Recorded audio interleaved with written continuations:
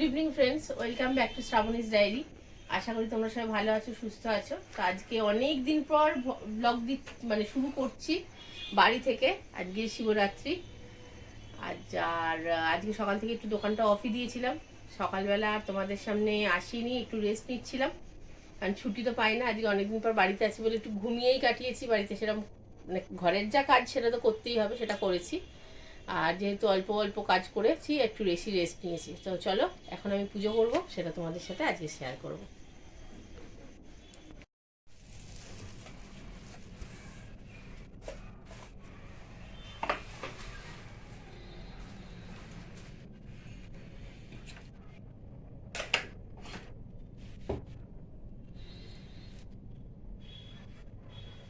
কি হলো? এখানটা সরিয়ে দিচ্ছি।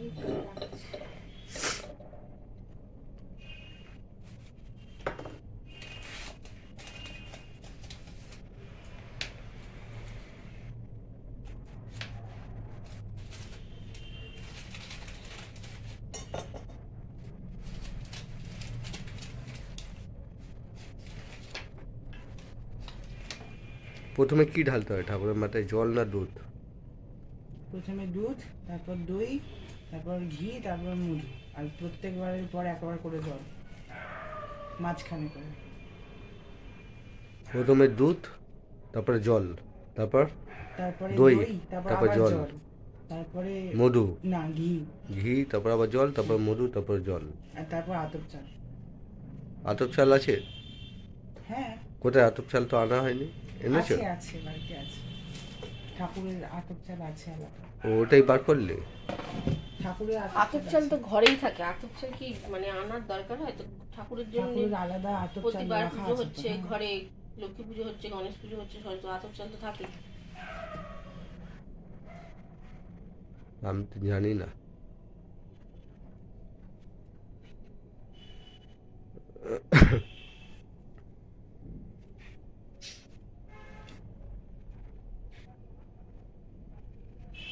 চন্দন তো কখন দিতে হয় তাহলে?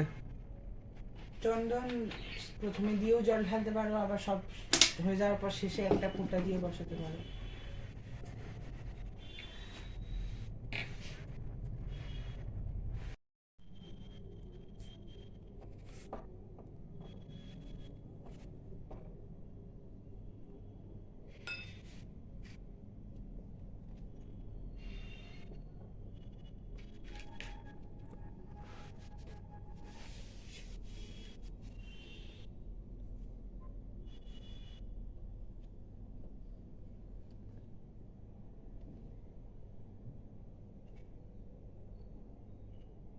তো পুজো মোটামুটি শেষই হয়ে গেছে।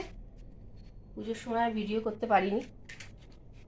আর এবার একটুখানি শিব ঠাকুরের যেটা প্রধান জিনিস সবাই দাও, সেটা তো দিতেই হবে।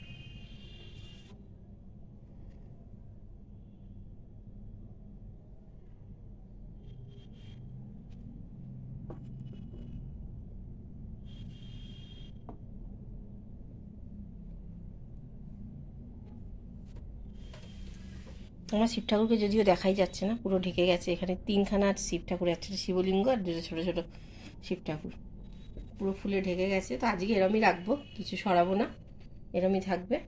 কালকে আবার সকালবেলা চান টান করিয়ে পরিষ্কার করবো। তো পুজোটা এখন কমপ্লিট। এবার কি করব ঘরের দেখি, সেগুলো তোমাদের সাথে একটু শেয়ার করব, কেন এখন তার ঘর থেকে ভিডিও হয় না। তো তোমাদের সাথে আর কিছু শেয়ারও করতে পারি না, আর হোটেলেও ভিডিও শেয়ার করতে পারি না। একটু চাপ তো বেড়েই গেছে, আগের থেকে একটু ভালোও হয়েছে। তো সেই জন্য যখন মনে করি যে ভিডিও করব, কিন্তু এমন হয়ে যায় তখন আর এত হ্যাপাজার্ড অবস্থা হয়ে যায় যে আর ভিডিও করার সুযোগ পাই না। সেই জন্য আমি রেগুলার ব্লগও দিতে পারছি না। হয়তো বোধহয় 5-7 দিন আগে বোধহয় একটা ভিডিও দিয়েছিলাম তোমাদেরকে, কারণ এখন আমরা টুকটাক ক্যাটারিংয়ের অর্ডারও পাচ্ছি, তো সেই জন্য চাপটা আরও বেশি হয়ে গেছে। ছোটোখাটোই পাচ্ছি, খুব বেশি পাইনি, তবে একটা বড় পাওয়ার কথা চলছে, দেখা যাক কী হয়। তো সেটা যদি পাই নিশ্চয়ই তোমাদের সাথে সেটাও শেয়ার করব। আর এমনি ছোটোখাটো যেগুলো হয়েছে সেগুলো করেছি, কিছু শেয়ার করতে পেরেছি, কিছু এর মধ্যে করেছি যেগুলো তোমাদের সাথে শেয়ার করতে পারিনি, কেননা খুব চাপ ছিল, সেই জন্য শেয়ার করে ওটা হয়নি আর কি। তো এবার দেখি রাত্রে কি করব ঘরে, সেগুলো তোমাদের সাথে শেয়ার করব। পুজো তো দিয়ে দিলাম, তারপরে একটুখানি বেরিয়েছিলাম কালকের মানে হোটেলের সব যাবতীয় বাজার টাজার করতে। আর এখন বাড়ি চলে এসেছি ময়দা মাখাতে। আর তোমাদের দাদা বলেছে যে তরকারিটা করবে, তাই ও করছে একটু তরকারি। আর নিরামিষ খাওয়া আছে, সেই জন্য ময়দাটা মেখে নেবো। পরোটা করি কি লুচি করি দেখি, ঠিক নেই, পরোটাই হয়তো করবো। আর ও আলুর তরকারি করছে, একটু ঢেঁড়সের তরকারি করেছি, সেই দিয়ে রাত্রে হয়ে যাবে।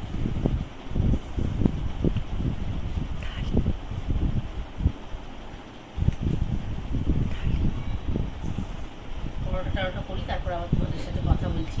তবে আমরা একটা জিনিস চালু করেছি, যেটা তোমাদের সাথে শেয়ার করা হয়নি, ব্লগ করি, ব্লগ আর করতে সেভাবে পারি না বলে। আমরা আমাদের হোটেলের মধ্যে সপ্তাহে একদিন করে মানে কোনো ধরো স্পেশাল কোনো মেনু করছি, যেটা একদিনই বোধহয় তোমাদের সাথে শেয়ার করতে পেরেছিলাম, বাসন্তী পোলাও করেছিলাম। তারপরের সপ্তাহে করেছিলাম মাওয়া পোলাও, যেটা তোমার খোয়া ক্ষীর আর ইয়ে দিয়ে তৈরি হয়, মানে কাজু বাদাম কিশমিশ এগুলো থাকে, আর দুধ আর খোয়া ক্ষীর দিয়ে মেনলি তৈরি হয়। ওটা জল দিয়ে হয় না, মানে জল দেওয়া হয় না, দুধ দিয়েই তৈরি হয়। মানে যে যতটা তুমি চাল নেবে ততটাই মানে তার ডবল দুধ নেবে। যেরকমভাবে বাসন্তী পোলাও হয়েছিল, যত মানে 1 কেজি চালে ভাবা, মানে আমি তোমাদের 1 কেজি চাল বলছি, কিন্তু অ্যাকচুয়ালি 2 বাটি চালে 4 বাটি জলে এইভাবে। তো মাওয়া পোলাওয়ের ক্ষেত্রেও সেটাই হয়েছিল, ওটা যতটা চাল তার ডবল জল নিতে হয়েছিল। আর তার সাথে তোমার খোয়া ক্ষীর, কাজু কিশমিশ এগুলো তো ছিল। আর আমরা একটু সাজানোর জন্য ওপর থেকে তোমার চেরি দিয়েছিলাম, আর তার সাথে করেছিলাম তাওয়া কাবাব। তো এইগুলো করেছিলাম। আর এই কামিং উইক মানে ইচ্ছে আছে ফ্রাইডেতে করার, মানে কাল বাদ দিয়ে পরশু যদি করি, ওটা তোমাদের সাথে শেয়ার করব, খুব ইচ্ছে আছে। ওই দিনকে আমাদের ইচ্ছে আছে কাশ্মীরি পোলাও আর চিকেন কোপ্তা করব। তো যেহেতু হোটেলটা চালু হয়েছে তোমার 2 মাস 2.5 মাসের ওপর হয়ে গেল, কিছু তো পকেট কাস্টমার হয়েই যায়।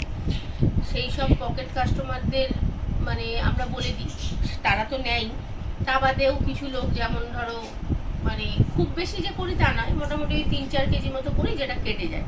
কিছুটা বাড়িতেও আনা হয়, ছেলে আছে, ছেলে একটু টেস্ট করে, আমরাও একটু টেস্ট করি। তো সেই জন্য মানে 4 কেজি 3 থেকে 4 কেজি মতো করি এখন। আগে প্রথম যেদিন করেছিলাম বাসন্তী পোলাও, ওটা করেছিলাম 1.5 কেজি চালে। তারপরের দিন মাওয়া পোলাও করেছিলাম ও 1.5 কেজিতে। তবে এবারে অনেকে বলছে যে কই আমাদের তো বলনি করেছে বলে, তো তাদের বলেছি, তারা সবাই নেবে বলেছে। কারণ পোলাও তো তোমার নেক্সট দিন আর চালানো যাবে না, আর এমনিও আমরা হোটেলের যে কোনো আইটেমই নেক্সট দিন চালাচ্ছি না, মানে যেটা চেষ্টা করছি যাতে বেরিয়ে যায় সেরকমই করছি। এবার তাও ধরো এক্সেস তো কিছু হয়ে যায়, ভাত তরকারি কিছু এক্সেস হয়ে যায়, তো সেগুলো আমরা পরের দিন বাড়িতে খেয়ে নিচ্ছি, দোকানে চালাচ্ছি না। তো সেই জন্য এই পোলাও চিকেন কোপ্তাও দোকানে পরের দিন আর চালাবো না। তো সেই জন্য আমরা ওই আগে যারা কাস্টমার আছে, যারা নেবেই একদম, তারা তো নেবেই। আর এবারে অনেকে জানতে পেরে তারাও বলেছে নেবে। তো সেই জন্য আমরা এবারে 4 কেজি মতো চালের করবো আর কি। তো যখন করবো সেটা শেয়ার করবো তোমাদের সাথে। তো বললাম তো ও তরকারিটা করবে, এই যে তরকারি হয়ে গেছে, ও করেছে আজকে একটু পাতলা পাতলা তরকারি করেছি। আর আমার ঢেঁড়সও, আমি একটুখানি ঢেঁড়সও করেছি অল্প করে। আর এদিকে পরোটা করছি, করেই খেতে দিয়ে দেবো। আজকে অবশ্য রেস্ট পেয়েছি অনেক, তাও একটু তাড়াতাড়ি সেরে নেবো। তো আজকের মতো ব্লগটা এখানেই শেষ করছি, আশা করবো তোমাদের ভালো লাগবে অনেকদিন পর বাড়ির ব্লগ দেখে। তো আমার চ্যানেলটাকে সাবস্ক্রাইব করে দিও, লাইক কমেন্ট শেয়ার করো। আজকের মতো টাটা, গুড নাইট।